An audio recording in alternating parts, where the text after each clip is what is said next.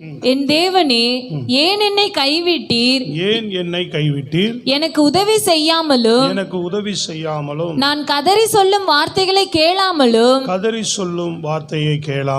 ஏன் தூரமாயிருக்கிறீர்? அல்லேலூயா. இந்த சங்கீதம் இயேசு கிறிஸ்துவை பற்றிதான தீர்க்க தரிசனமான ஒரு சங்கீத புஸ்தகம். மத்தேயு புஸ்தகத்தில் இதே வார்த்தையை இயேசு எல்லா பகுதியிலும் சொல்லுவார். விசேஷமாக மத்தேயு புஸ்தகத்தில் 27ஆம் அதிகாரம் 46வது வசனத்தில் வாசிப்போம். 9ஆம் மணி நேரத்தில் இயேசு ஏலி ஏலி லாமா சபக்தானி என்று மிகுந்த சத்தமிட்டு கூப்பிட்டார். அதற்கு என் தேவனே ஏன் என்னை கைவிட்டீர் என்று அர்த்தமாம். என் தேவனே ஏன் என்னை கைவிட்டீர் என்று அர்த்தமாம். இயேசு சிலுவையிலே கைவிடப்பட்டார் என்று நாம் பார்க்கிறோம். அல்லேலூயா. இயேசு சிலுவையிலே கைவிடப்பட்டார். அல்லேலூயா. ஆமென். இயேசு சிலுவையிலே எல்லாரும் நாம் அறிந்திருக்கிறபடி அவர் கைவிடப்பட்டது நோக்கம் என்ன? இயேசு கிறிஸ்து சிலுவையிலே ஏன் கைவிடப்பட வேண்டும்? அல்லேலூயா. அவர் கைவிடப்பட்டதுனால தான் நாம் இன்றைக்கு தேவனாலே கரம் பிடிக்கப்பட்டிருக்கிறோம். கைவிடாதபடி தேவனாலே நாம் கரம் பிடிக்கப்பட்டிருக்கிறோம். சத்தம் அல்லேலூயா. இப்போ இயேசு சிலுவையிலே மகிமையின் தேவன், இந்த வார்த்தை, இந்த காரியம் அநேகரை கேள்விக்குள் எழுப்புகிறது. இயேசு சிலுவையில் ஏன் என் தேவனே என்னை கைவிட்டீர் என்று கதறுகிறார் என்று சொல்லி நம்ம அறிந்திருக்கிற காரியம். அல்லேலூயா. இயேசு நம்ம பாவங்களை சுமந்திருந்ததினாலே தேவன் அந்த ஒரு நொடி இயேசுவை கைவிடுகிறார். எந்த மனிதனிடத்தில் பாவம் இருக்கிறதோ அவர்களை ஆண்டவர் கைவிட்டுருவார்.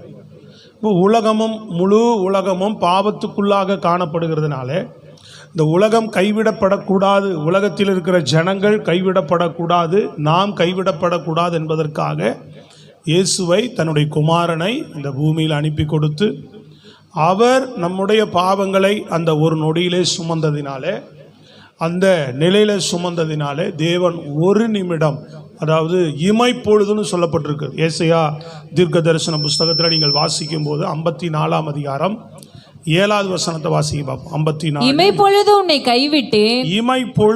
உன்னை கைவிட்டேன், ஆனாலும் உருக்கமான இரக்கங்களால் உன்னை சேர்த்துக் கொள்வேன். அப்ப இயேசு கிறிஸ்துவை குறித்து சொல்லப்படுகிறதான தீர்க்க தரிசன புஸ்தகம். இந்த பகுதி நம்ம பார்த்த சங்கீதம் 22 இதெல்லாம் இயேசு கிறிஸ்துவை பற்றி சொல்லப்படுகிறது.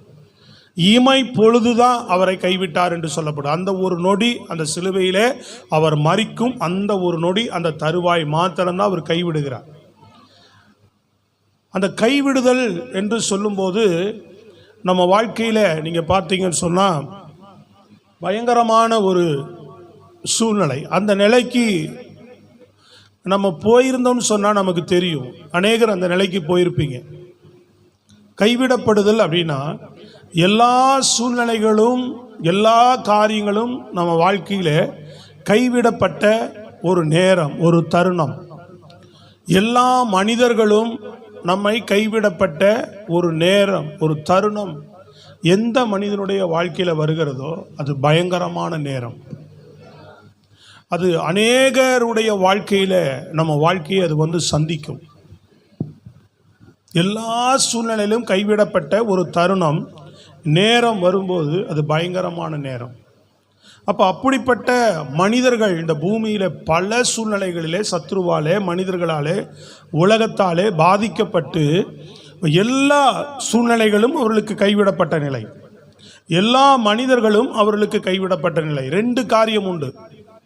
இந்த கைவிடப்பட்டவர்களை ஒன்று ஆண்டவர் தேடி வருவார், இல்லை என்று சொன்னால் நாம் ஆண்டவரை தேடுவோம் என்றால் ஆண்டவர் நம்மை கை தூக்கி எடுப்பார், கை தூக்க வருவார் அவர்.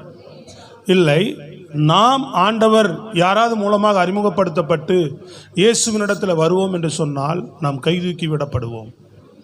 அந்த சூழ்நிலையெல்லாம் நான் சந்தித்தவன், என் வாழ்க்கையிலே நான் சந்தித்திருக்கிறேன். பயங்கரமான நேரம். அதில் எப்படிப்பட்ட நேரம்? பயங்கரமானது. ஸ்தோத்திரம், அல்லேலூயா. அது வந்து அந்த அந்த நிலையை அடைந்தவர்களுக்கு தான் தெரியும்.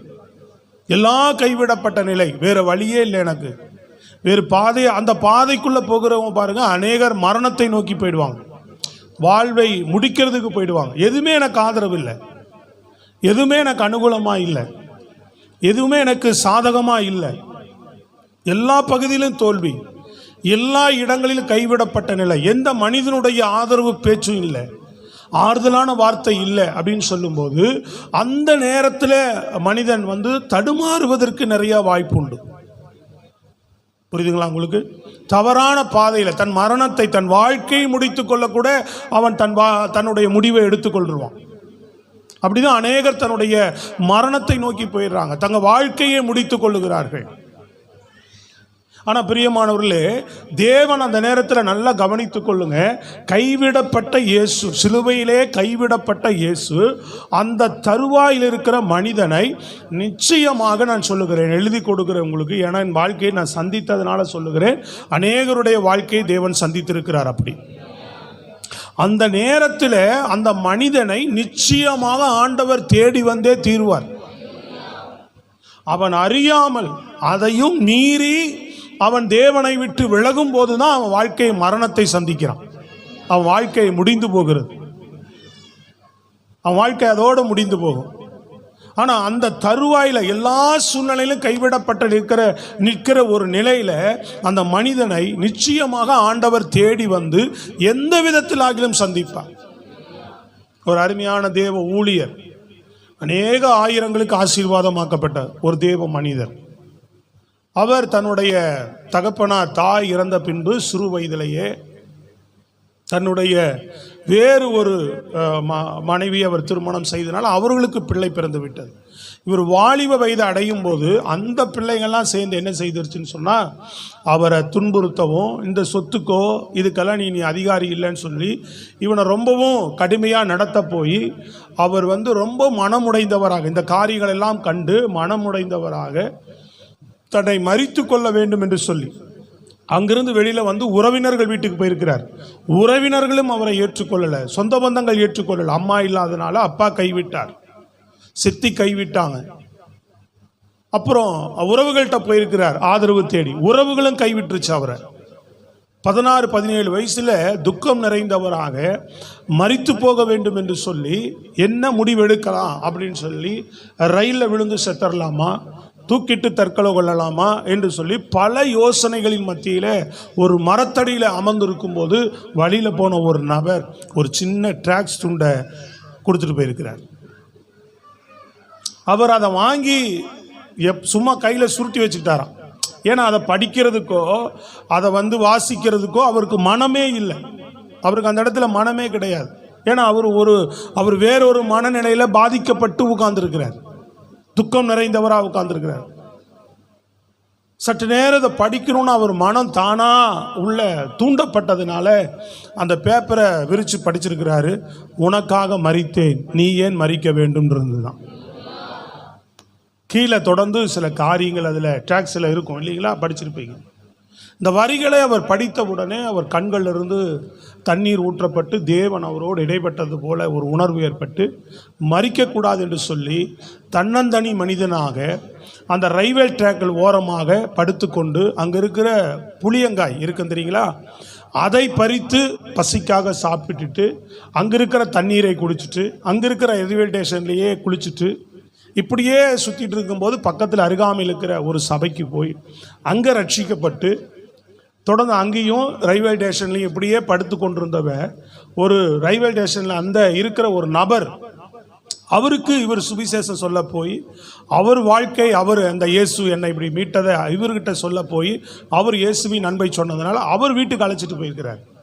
அங்கே ஒரு வீட்டு பிரேயர் இந்த இவரை வச்சிருக்கிறான். அங்கே ஒரு குழு கூட்டம் வந்திருக்கிறது. இவர் சொன்ன சத்தியத்தினால ஜனங்க ஆசீர்வதிக்கப்பட்டு அது நாளடைவில் ஒரு பெரிய திருச்சபையாய் மாறி ஆயிரக்கணக்கான நபர்கள் அவர் மூலமாக ரட்சிக்கப்பட்டு பின் நாட்களில் அந்த ஸ்தாபனம் ஒரு ஸ்தாபனத்தில் இணைந்து அந்த ஸ்தாபனம் அவரை சென்னைக்கு மாற்றியது.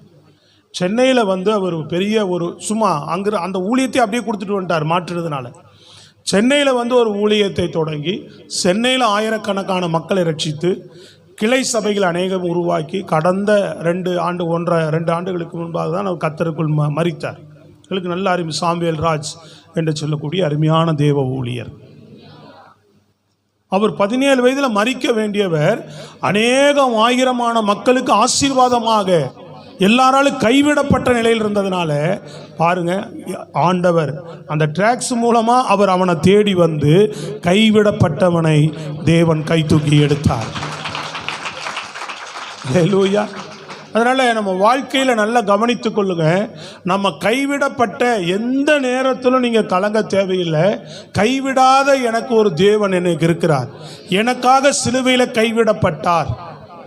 அதனால நான் கைவிடப்படுவதில்லை. சொல்லுங்க ஹல்லேலூயா. நான் உன்னை விட்டு விலகுவதும் இல்லை, உன்னை கைவிடுவதும் இல்லை என்று எனக்கு அவர் வாக்குரைத்திருக்கிறார். அதனால் எந்த நிலையிலும் நான் கைவிடப்பட மாட்டேன். இந்த நம்பிக்கையோடு நீங்கள் இயேசுவின் முகத்தை தேடுவீர்கள் என்று சொன்னால் மற்றவர்களுக்கே அது பொருந்தும். தேவனை அறியாதவர்களுக்கு அது அளவுக்கு அதிகமாக கிரியை செய்யும் என்றால், தேவனை அறிந்த உங்களுக்கு உங்களுடைய வாழ்க்கையில் ஒவ்வொரு பகுதியும் நமக்கு அந்த மாதிரி பல நேரங்கள் பல கட்டங்கள் அப்படி வரும். நம்ம வாழ்க்கையில் எல்லாரும் சுற்றி இருந்தாலும் கூட ஒரு தனிமை நமக்கு உண்டாகும், ஒரு விரக்தி நமக்கு உண்டாகும், ஆதரவற்ற நிலையை போல காணப்படுவோம் சில நேரங்கள். புரியுதா உங்களுக்கு? இப்படிப்பட்ட நிலைகள் அந்த மனங்கள் எல்லாம் உங்களுக்கு வரும்போது உங்களை தேற்றுகிறவர், உங்களை கரம் பிடிக்கிறவர் என்று சொன்னால் அவர் கைவிடப்பட்டதினால அவர் தேற்றுவார் பாருங்க, அவ்வளோ மகிமையா இருக்கும். அவர் கடம் பிடிப்பார் பாருங்க, அது அவ்வளோ மகிமையா இருக்கும். ஏன்னா மற்றவர்கள் வந்து நம்மளை கரம் பிடித்து நம்மை நடத்துவாங்க அப்படின்னு சொல்கிறவங்க சந்தர்ப்ப சூழ்நிலை சரியில்லைன்னா நம்ம கையை விட்டுருவாங்க அவங்க. ஸ்தோத்திரம் ஹல்லேலூயா. அப்பா நான் அவங்கள ரொம்ப நம்பி இருந்தேன், கைவிட்டாங்கப்பா அப்படின்னு சொல்கிறோம்ல, அவங்கள அப்படியே மழை போல் நம்ம சில பேர் சொல்லும்போது சொல்லுவாங்க, அப்பா அவரைத்தான்ப்பா நான் மழை போல் அந்த கல்யாண விஷயத்துக்கு நம்பி இருந்தேன், கடைசி நேரத்தில் இதோன்னு சொல்லிட்டு என்னை கைவிட்டாருப்பா. எனக்கு கூட சர்ச்சு இந்த சொந்த இடம் வாங்குகிற விஷயத்தில் ஒருத்தரை பெருசு அவர் சரி நான் ரொம்ப இதை அனுகூலமாக பேசினார். எனக்கு அவரை கொஞ்சம் நான் பெருசாக என்ன பண்ணிட்டேன், மழை போல் நம்பினேன். ஹல்லேலூயா. அவர் கண்டிப்பாக ஒன்றும் இல்லை, நம்ம வாங்கி ஒரு 2-3 வருஷத்தில் ரிட்டர்ன் திருப்பி கொடுக்குற மாதிரி தான் அவர்கிட்ட பேசியிருந்தேன். மழை போல் அவர் நம்பியிருந்தேன். Praise the Lord. ஆனால் பார்த்தீங்கன்னு சொன்னால் கடைசி நேரத்தில் என்ன பண்ணிட்டார் சொல்லுங்க, கைவிட்டார். ஸ்தோத்திரம். அவர் உள்ளே போனால் அவரே என்ன சொல்கிறாரு, நான் வேற ஒரு காரியத்தை யோசித்தேன், ஆனால் எனக்கே நிறைய பிரச்சனைகள் இருக்குன்னா அவருடைய பிரச்சனைகளை நிறையா சொல்ல ஆரம்பிச்சிட்டார்.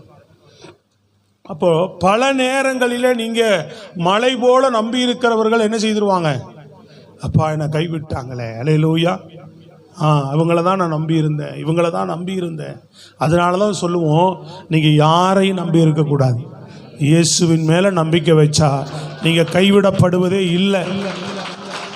எல்லாம் தட்டி சொல்லுங்க, நீங்கள் என்ன செய்யப்படுவதில்லை, கைவிடப்படுவதே இல்லை. அவர் மேலே நீங்கள் முழு நம்பிக்கை வைப்பீர்கள் என்றால், அவர் மேலே நீங்கள் முழு நம்பிக்கையோடு கூட இருப்பீர்கள் என்று சொன்னால் உங்கள் வாழ்க்கை, உங்கள் வாழ்நாள் ஒரு நாளும் நீங்கள் என்ன செய்யாது, உங்கள் வாழ்க்கை கைவிடப்படாது. அவரையே நான் நம்பி இருக்கிறேன், அவரையே நான் நம்பி வாழ்கிறேன் அப்படின்னு ஒவ்வொரு கட்டத்திலே அப்படி பாருங்க. அந்த பெரும்பாடுள்ள ஸ்திரீ கிட்டத்தட்ட அவள் எத்தனை வருடமா இருந்தா, 12 வருடமாக அவளுக்கு அந்த பிரச்சனை. இந்த 12 வருடம், அதாவது ஒரு நாள் விட்டு ஒரு நாள் அப்படின்ற மாதிரி பிரச்சனையில் அவளுக்கு 12 வருடமா தொடர்ச்சியா அந்த வியாதியா. யோசிச்சு பாருங்க எப்படி இருக்கும். கண்டினியூஸா அந்த ப்ராப்ளம் இருந்திருக்கு அவளுக்கு. 12 வருடமா அந்த பாதிப்பில் அவள் தொடருகிறாள். அதனால அவள் பணத்தையெல்லாம் என்ன பண்ணலாம், வைத்தியருக்கு செலவழித்து, வைத்தியரும் கைவிட்டுட்டாங்க, பணமும் தன் கையை விட்டு போயிடுச்சு. அவளுக்கு இனி உயிர் பிழைப்புமா என்கிற நம்பிக்கை அவளுக்கு அற்று போயிடுச்சு இல்லையா? ஆனா அந்த நேரத்தில் அவள் யாரை நினைக்கிறா பாருங்க, ஆண்டவராக இயேசுவை நினைக்கிறார். ஸ்தோத்திரம் ஹல்லேலூயா. அப்போ கைவிடப்பட்ட நிலையில் இருந்த அவளுக்கு இயேசுவை பார்க்கவே இல்லை, இயேசுகிட்ட போய் ரெக்கமெண்ட் கேட்டு யாரையும் அனுப்பவும் இல்லை. சொல்றது விளங்குதா? எதுவுமே செய்யல. அவள் அவள் அருகாமையும் போக முடியல இல்லையா? ஏன்னா பழைய ஏற்பாட்டு சத்தியத்தின்படி தீட்டுள்ளவர்கள் உள்ள வரக்கூடாது. அப்படிப்பட்ட தீட்டுள்ளவர்கள் என்ன செய்யக்கூடாது? தூரமாக தான் இருக்கணும், தள்ளி தான் இருக்கணும். அவ தொடுறதுக்கு கூட அனுமதி கிடையாது. ஆனா இயேசுனுடைய வஸ்திரத்தை ஓரத்தை என்ன பண்ணிட்டா, கூட்டத்துக்குள்ள பூராம அவளோட அவளுக்கு ஒரு எவ்வளோ பெரிய நம்பிக்கை பாருங்க. அந்த ஓரத்தை போய் தொட்டாலாம். வஸ்திரத்தை ஓரத்தையாவது நம்ம தொற்றுவோம். தொங்கல் அவர்கள் சில யூதர்கள் என்ன செய்வாங்க, வஸ்திரத்தை ரொம்ப கீழே தொங்கல் அப்படி என்ன செய்யலாம் அப்படின்னா ரோட்டை பெருக்கிட்டு போகிற மாதிரி இருக்கும் இல்லையா? இப்போல்லாம் அங்கேயும் கூட மேலே போட்டுக்கிறாங்க, அந்த கணுக்கால் மேலே போட்டுக்கிறாங்க. அப்போ அந்த முழுசாக பாதமே மூடி இருக்கும், அந்த அளவுக்கு அந்த ட்ரெஸ் இருக்கும். அப்போ அந்த ஓரத்தை போய் என்ன பண்ணிட்டா, அவள் அந்த வஸ்திரத்தின் ஓரத்தை போய் தொட்டுட்டான். ஸ்தோத்திரம், அல்லேலூயா. அப்போது அந்த கொஞ்சமாவது நம்பிக்கை நம்ம வாழ்க்கையில் தேவனிடத்தில் கொஞ்சம், அவர் பயங்கரமாலாம் உன்னிடத்துல கேட்கவே இல்லை. சின்ன விசுவாசம், கொஞ்சம் நம்பிக்கை, உன் வாழ்க்கையை மறுபடியும் அவர் கரம் பிடித்து தூக்கி விடுவதற்கு, எந்த நிலையிலும் உன்னை தூக்கி பிடிப்பதற்கு அவர் வல்லமையுள்ளவராயிருக்கிறார். சொல்றது புரியுதுங்களா? அந்த கடைசி அந்த கொஞ்சம் உனக்குள்ள இருக்கிற அந்த கொஞ்சம் பலன்னு சொல்லப்படுது பார்த்தீங்களா? உனக்கு கொஞ்சம் பலன் இருந்தோம். அப்போ அந்த இருக்கிற தேவன் மேலே வைக்கக்கூடிய அந்த நம்பிக்கையை கொஞ்சமாவது நம்ம என்ன செய்யணும், கடைசி வரைக்கும் அவர் மேலே அந்த அந்த நம்பிக்கை உன் வாழ்க்கையில் அவருடைய வல்லமையை வெளிப்படுத்திடும். சொன்ன பார்த்தீங்களா, 6வது வேளை அவர் வல்லமை உனக்கு வெளிப்பட்டு அங்கே அந்த அதுதான் சொல்லப்படுதாங்க. அவள் இயேசுவினிடத்திலிருந்து வல்லமை புறப்பட்டுருச்சான். அப்போ இயேசு திரும்பி பார்த்து கேட்குறாரு, யார் என்ன தொட்டது அப்படின்னு சொல்லி. அங்கே இருக்கிறவங்க கேட்குறாங்க, எப்படி இவ்வளோ பேர் உங்களை தொட்டுட்டு இருக்கும்போது யார் என்னை தொட்டது என்று எப்படி கேட்கிறீர் அப்படின்னு கேட்குறாங்க. அப்போ இயேசு சொல்லுகிறார், அவருக்கு எவ்வளோ அருமையான வார்த்தை பாருங்க, என்னிடத்திலிருந்து என்னை ஒருவர் தொட்டது உண்டு. ஏன்னா சுகமாக்கும் போது அவர் வல்லமை போய் தான் அவங்கள சுகமாக்குது. இயேசுவின் வல்லமை வந்தால் பிசாசை துரத்துது, சுகத்தை கொடுக்குது, ஆரோக்கியத்தை கொடுக்குது. அப்போ அவர் அறிஞ்சிருக்கிறார், அவர்கிட்ட இருந்து வல்லமை போகும்போது அறிஞ்சிருக்கிறார். அப்போ அவர் சொல்றாரு, என்னிடத்திலிருந்து வல்லமை புறப்பட்டதை நான் அறிந்திருக்கிறேன் அப்படின்றார். என்னை ஒருவர் தொட்டது உண்டு, என்னிடத்தில் என்ன போச்சு, வல்லமை என்னிடத்திலிருந்து புறப்பட்டு போனது அப்படின்றார். ஸ்தோத்திரம், வல்லமை புறப்பட்டு போச்சுன்றார்.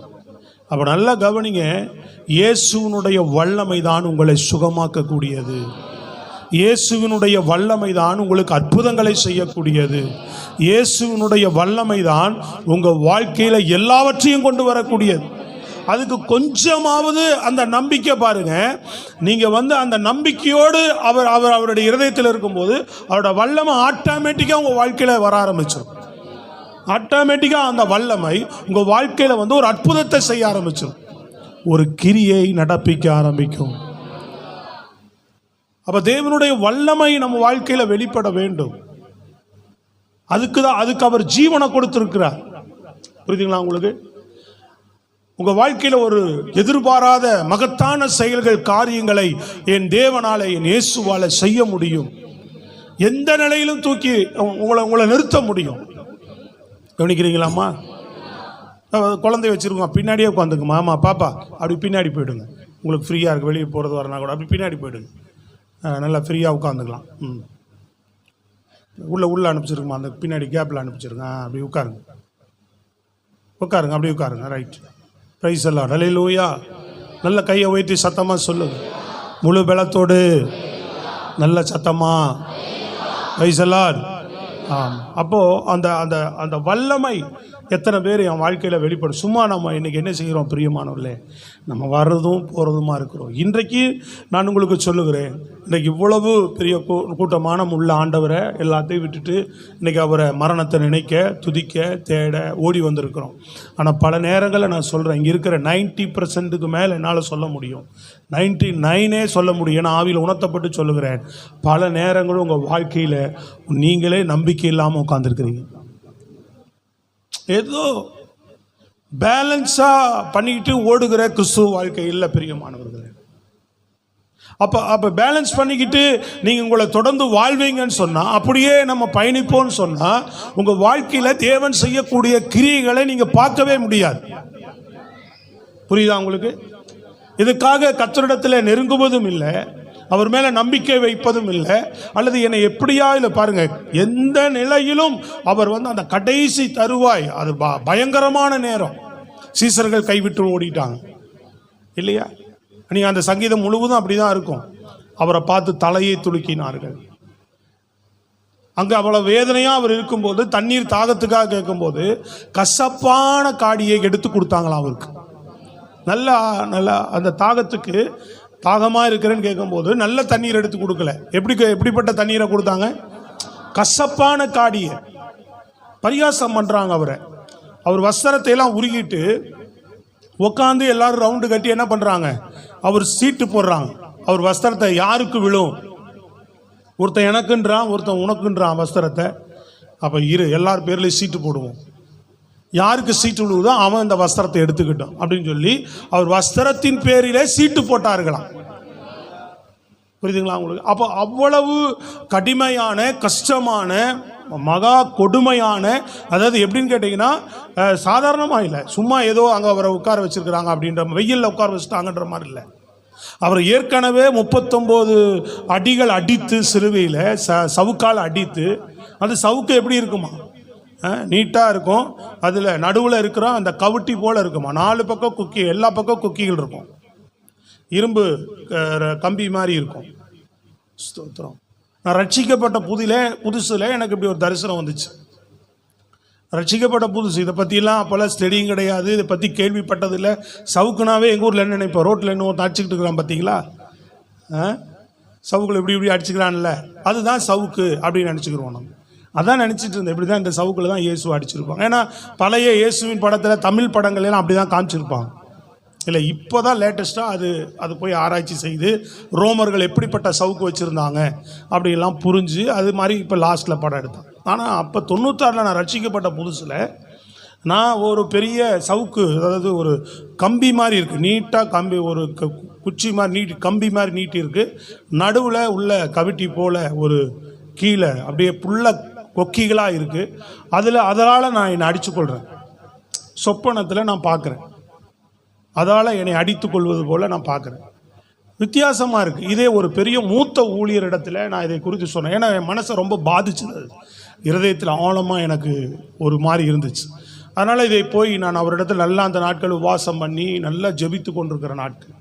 அப்போ அவரிடத்தில் போய் சொல்லும்போது அவர் சொன்னார், இது கிறிஸ்து இப்படி தான் பாடுபட்டார்னு சொல்லப்பட்டிருக்கிறது, இப்படிப்பட்ட சவுக்கால தான் அவர் அடிக்கப்பட்டார்னு. அவர் நல்ல பைபிள் ஸ்டடியில் எடுக்கக்கூடியவர். அந்த நாட்களில் அவர் ஏதோ ஒரு மூத்த போதகர் மூலமாக அவர் கேள்விப்பட்டு அவர் இந்த வார்த்தையை சொன்னார். உன்னை ஆண்டவர் பாடுகளுக்குள்ளாக நடத்துவார் அப்படின்னார். அவர் சாதாரணமாக சொல்லிட்டு போயிட்டார். பாடுனா உங்கள் வீட்டு பாடு எங்கள் வீட்டு பாடெல்லாம் கிடையாது. என் வாழ்க்கையில் அவ்வளோ வந்துச்சு. ஸ்தோத்திரம், அல்லேலூயா. ஆனால் அதெல்லாம் என்னை உருவாக்குவதற்கு ஏதுவாக மாறிவிட்டது. சத்தமாக சொல்லுங்க, அல்லேலூயா. எதற்கு பாடுகளுக்குள்ளே நான் தள்ளினார்னா என்னை உருவாக்குவதற்கு அதெல்லாம் அது ஏதுவாக இருந்தது. உங்கள் வாழ்க்கையில் எவ்வளோ பாடுகள் வருது, எவ்வளோ சிரமங்களை சகிக்கிறேன்னா ஜெபத்தில் தேவனுக்கு அர்ப்பணித்து நின்று பாருங்க, உங்கள் வாழ்க்கையில் அவ்வளவா உருவாக்கப்படுவீர்கள். உங்களுக்குள்ள சாரம் வெளிப்படும், உங்களுக்குள்ள வல்லமை வெளிப்படும், உங்கள்கிட்ட கிருபைகள் வெளிப்படும், உங்களுடைய தேவன் வெளிப்படுவார். பிரச்சனையே இல்லாதன்றது ஒன்றுமே வெளிப்படாது. நல்லா கையை தட்டி சொல்லுங்க, அல்லேலூயா. பவுல் சொல்கிறான், நான் எவ்வளவாய் பாடுபடுகிறேன் அப்படின்னார். ஸ்தோத்திரம், அல்லேலூயா. ஆமாம், அவ்வளவும் உனக்கு கிருபை தான், அவ்வளவும் வாழ்க்கையில் வல்லமை தான், அவ்வளவும் தேவன் உன்னோடு கூட இருந்து உன்னை நடத்துவார். இதே போல் ஈஸ்டர் சர்வீஸ் அந்த தரிசனம் பார்த்து அவர்கிட்ட சொல்லி இதே போல் ஒரு ஈஸ்டர் சர்வீஸில் வெளிநாட்டிலிருந்து ஒரு ஊழியர் வந்திருக்கிறார். தமிழ் இங்கிருந்து போனவர் தான். அங்கே போனவர் இங்கே வந்தார். அவங்க அப்பா மூலமாக கேள்விப்பட்டு நாங்கள் போகிற சபைக்கு அந்த ஈஸ்டர் இதே மாதிரி குட் ஃப்ரைடே சர்வீஸுக்கு வரார். குட் ஃப்ரைடே சர்வீஸ் வெள்ளிக்கிழமை வரார். சேம் சிலுவை மரணத்தை குறித்து இதே வார்த்தையை உச்சரிக்கிறார். எனக்கு ரொம்ப ஆச்சரியமாக இருந்தது. ஸ்தோத்திரம். அப்போ தேவன் நம்ம அறியாத தெரியாத ஒரு விஷயத்தை நமக்கு என்ன செய்கிறார்? சொப்பனத்தில் வெளிப்படுத்துகிறார். அதுக்கு ஒருத்தர் லேசாக விளக்கம் கொடுக்குறார். இப்படித்தான் நடந்தது என்று அடித்து சொல்ல இன்னொருத்தர் வரார். ஸ்தோத்திரம், அல்லேலூயா.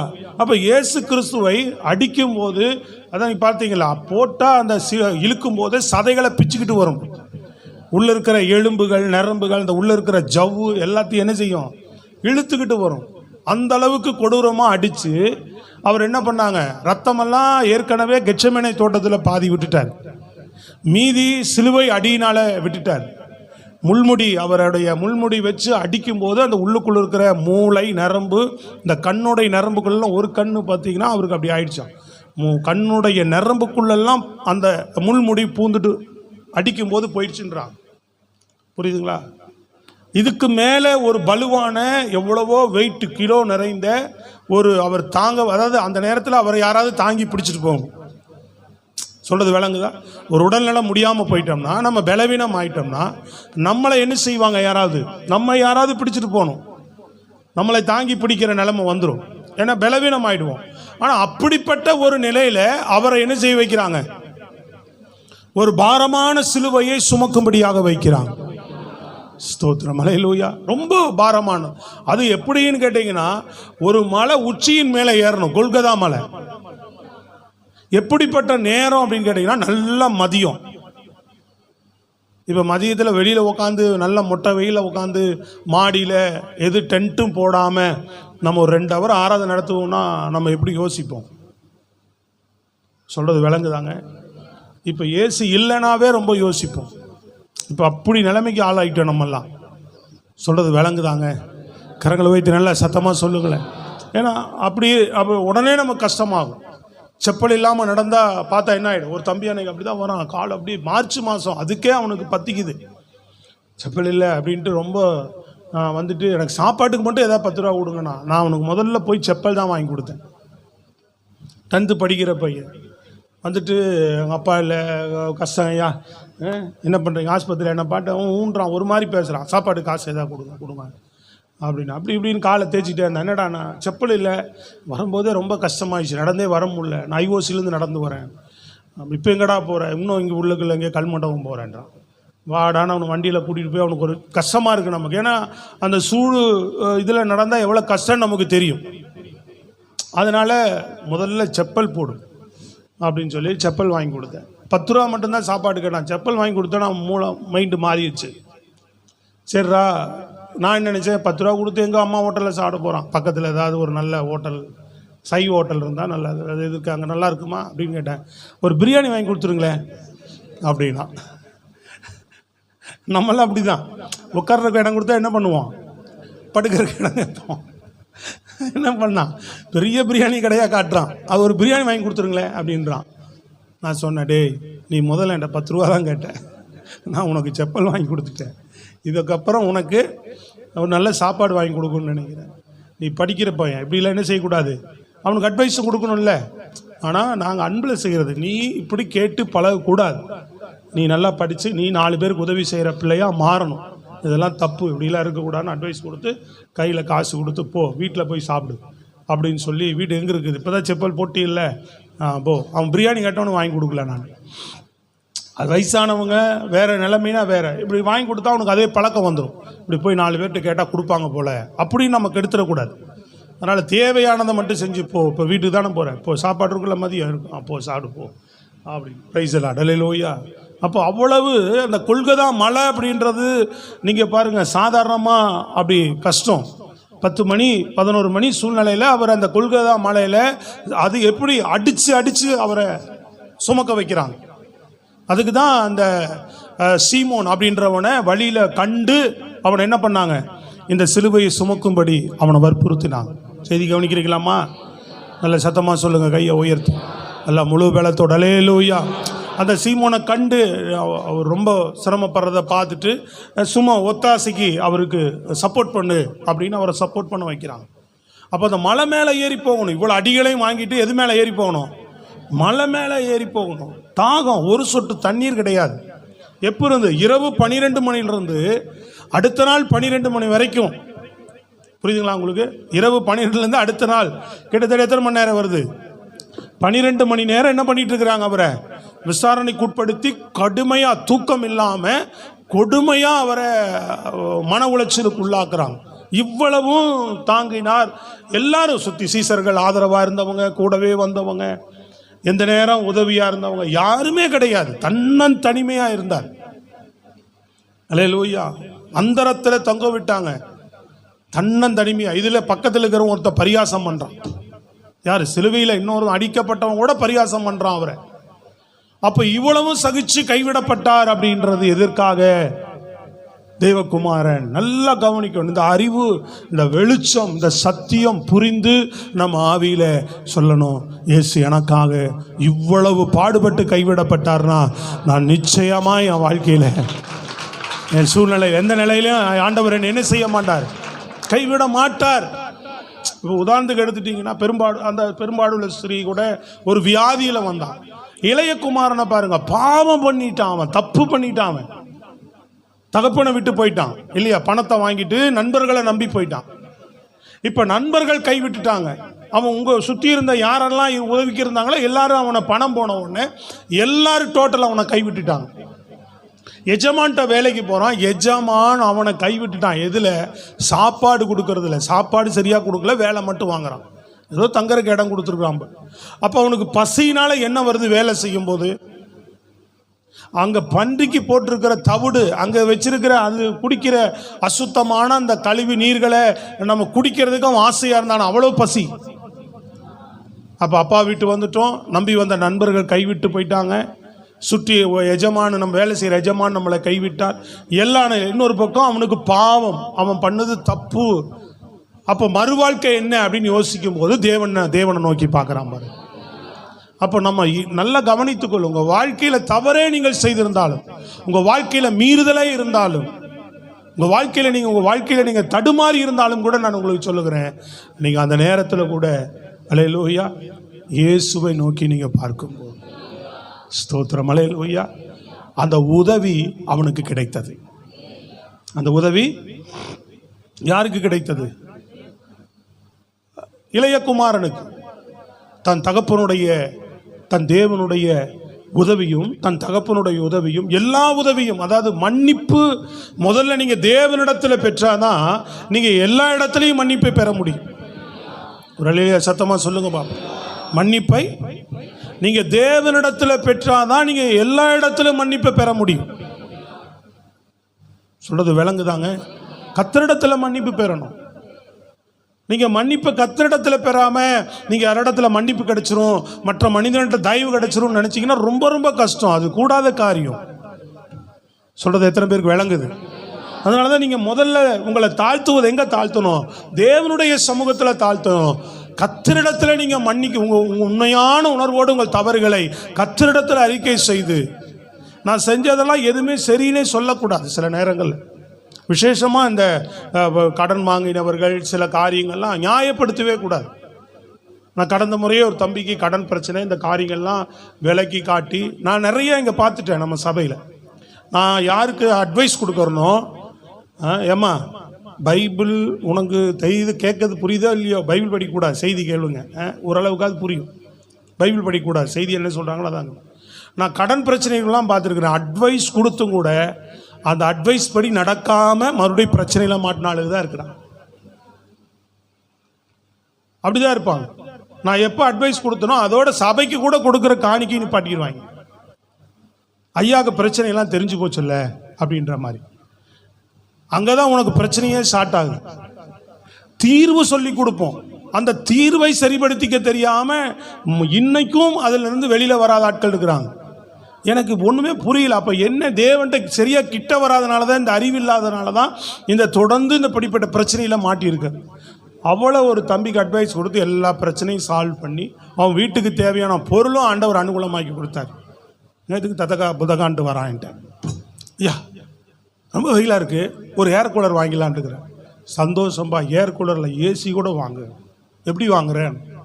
ஓன்கிட்ட 8000 ரூபா கடன் கேட்டு அடிச்சேன்னா பல்லெல்லாம் விழுந்துடும். சோத்திரம் அடிச்சேன்னா என்ன ஆயிரும்? முழிக்கிற. என்னத்தை முழிக்கிற நீ, என்னையா முழிக்கிற அப்படின்னு. ஏன்னா நாம் சிலதெல்லாம் கண்டிப்பாக பேசிடுறது, அவங்க நல்வாழ்வுக்கு தானே பேசுகிறேன். என்ன முழிக்கிற? எப்படி சாப்பிடுவேன்? 2000 ரூபா கடன் கொடுத்துருக்கோம். நீங்கள் 2 பேர் குடும்பம் இருக்கிறீங்கன்னா 750 ரூபாய்க்கு 10 கிலோ அரிசி வாங்கினா மீதி 1200 ரூபா மளிகை ஜாமான் வாங்கலாம். வீட்டுக்கு தேவையான பொருள் 2000 ரூபா. உன் வீட்டு சாப்பாட்டு பொருள் அது. உனக்கு சம்பளமே 2000, உனக்கு போக்குவரத்து செலவு 20000, 2000 ரூபா போக்குவரத்து செலவு போயிடுது.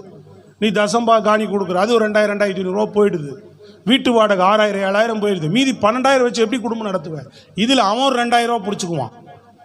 மீதி ஒரு 6000 5000 வச்சு எப்படி குடும்பம் நடத்துவேன்? அப்போ இந்த 2000 அங்கே பிடிக்கிறக்குள்ள இன்னொருத்தட்டு 5000 கடன் வாங்குறது.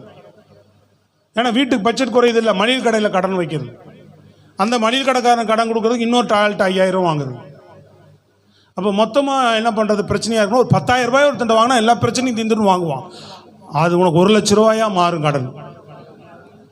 ஜெபம் பண்ணி இருக்க உனக்கு எல்லாம் அனுகூலமாக்கி கொடுத்த பிறகு ஒன்றொன்று இனிமேலாவது ஜெபம் பண்ணி வாங்கணும்.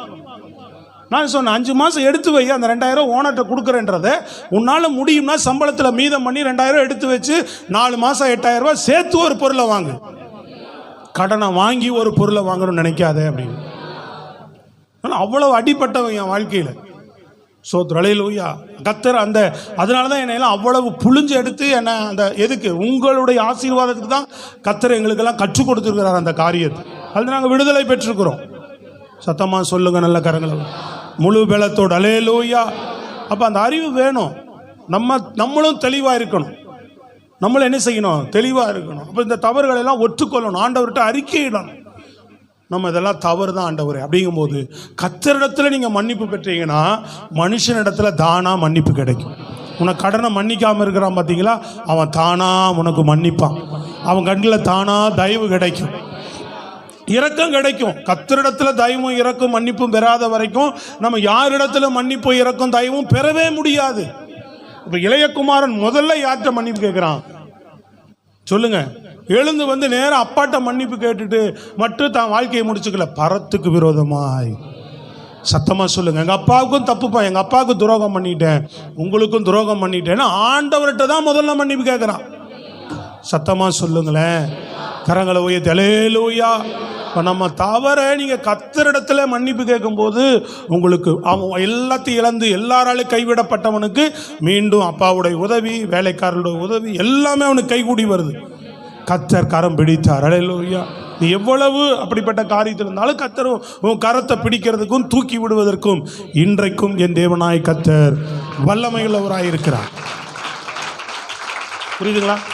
முடியவே முடியாது. 38 வருஷம் என்னால் முடியவே முடியல.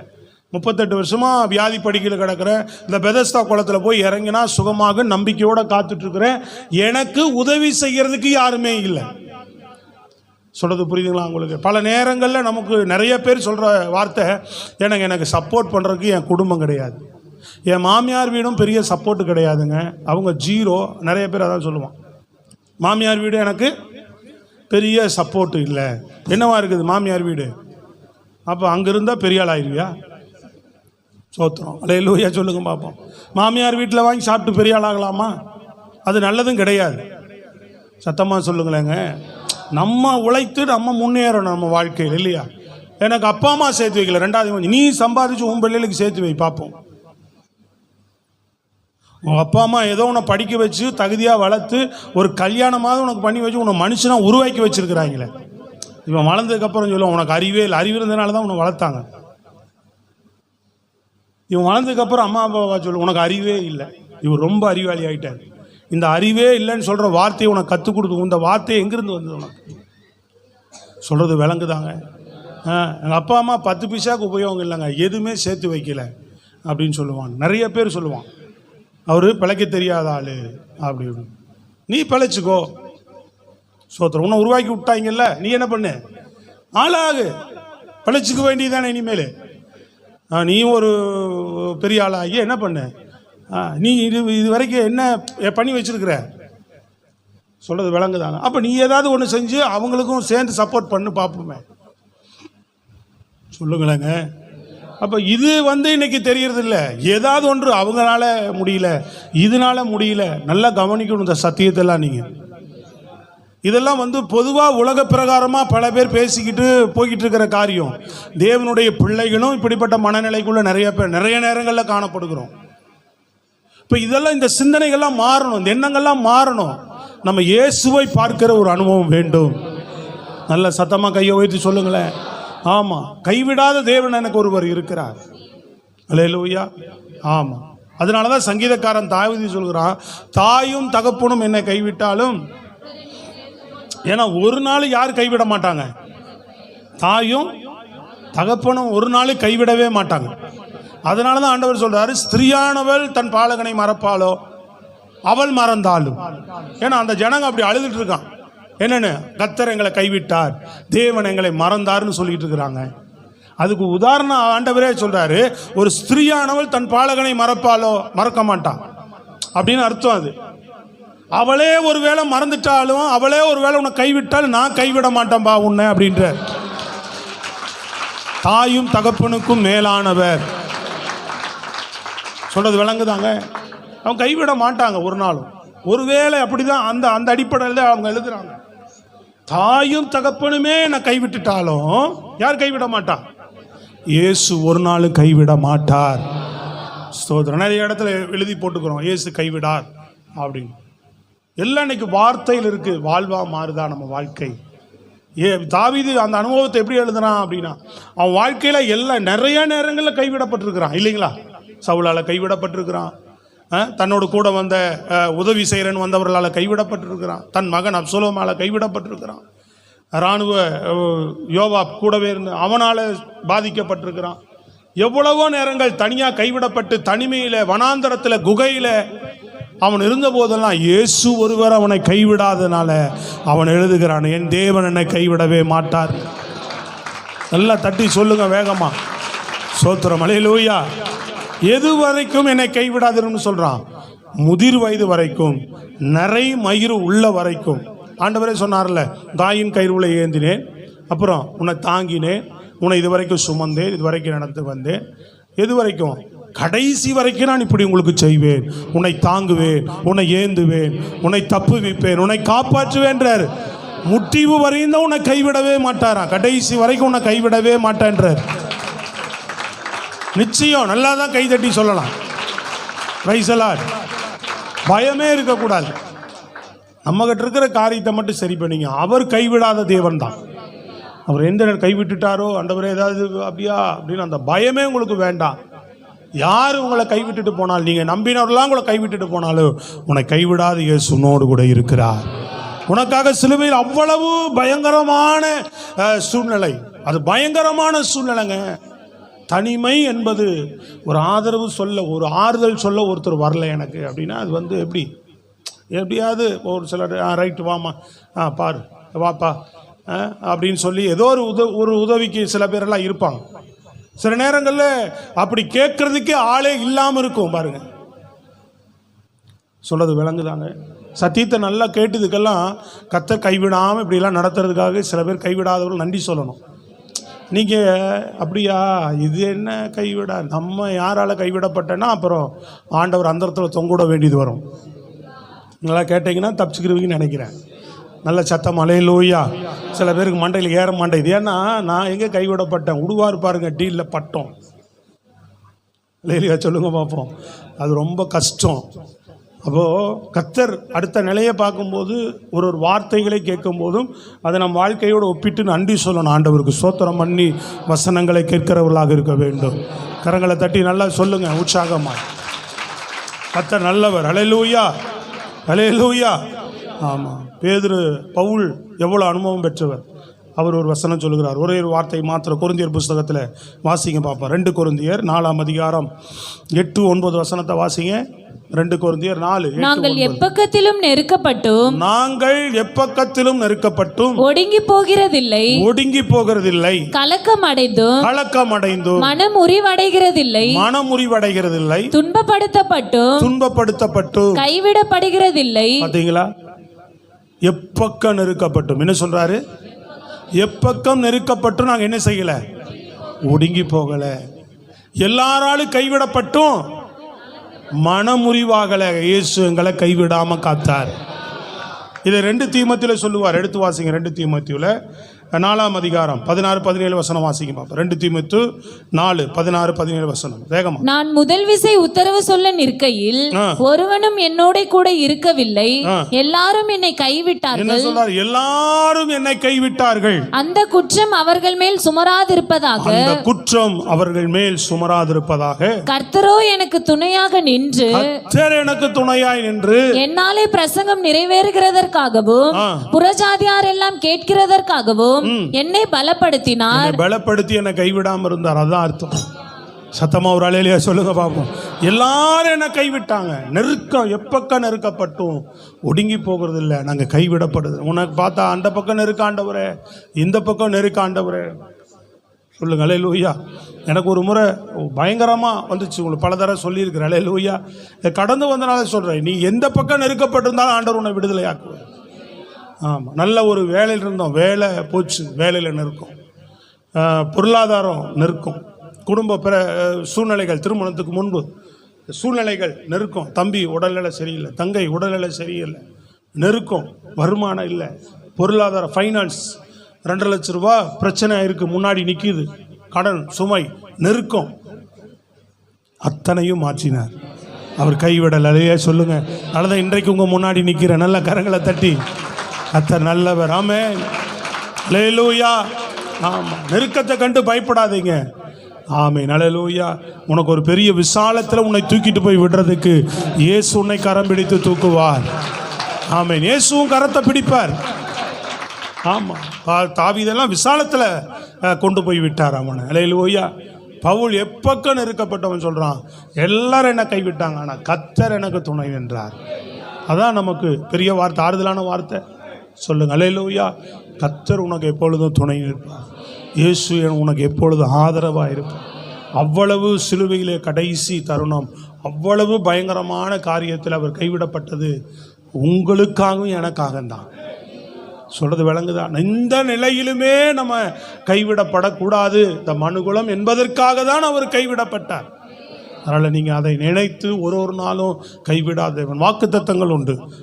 1 சாமுவேலில் அவர் சொல்லுவார் 12 ஒரு 4 வசனங்களை மாத்திரம் வாசித்து நம்ம ஜெபித்து திருவந்துக்குள்ளே கடந்து செல்வோம். 1 சாமுவேல் 12:22 வாசிங்க பார்ப்போம். கர்த்தர் உங்களை தமக்கு ஜனமாக்கி கொள்ள பிரியமானபடினால் கர்த்தர் தம்முடைய மகத்துவமான நாமத்தின் நிமித்தம் தமது ஜனத்தை கைவிட மாட்டார். பாருங்க, தமது நாமத்துக்கு மகிமையாக தெரிந்து கொண்டாராம். அதனால தன் ஜனத்தை, நீங்களாம் யாரு, நம்மெல்லாம் யாரு, அவருடைய ஜனம், தேவ ஜனம். அவர்களை ஒரு நாள் அவர் மகத்துவத்துக்காக தெரிந்து கொண்டதுனால கைவிடவே மாட்டாருங்க. நல்லா ஜோரா தட்டி அவருக்கு மகிமை செலுத்துவோம். சோத்திரம். அல்லேலூயா. உண்மை. அவர் அறிஞ்சிருக்கிற பிள்ளைகள். அது சங்கீதம் 9:10 ரொம்ப அழகா இருக்கும். 9:10 பாருங்க. சங்கீதம் 9:10. சங்கீதம் 9:10. கர்த்தாவே, உம்மை தேடுகிறவர்களை நீர் கைவிடுகிறதில்லை. உம்மை தேடுகிறவர்களை நீ கைவிடுவதில்லை. ஆதலால் உமது நாமத்தை அறிந்தவர்கள்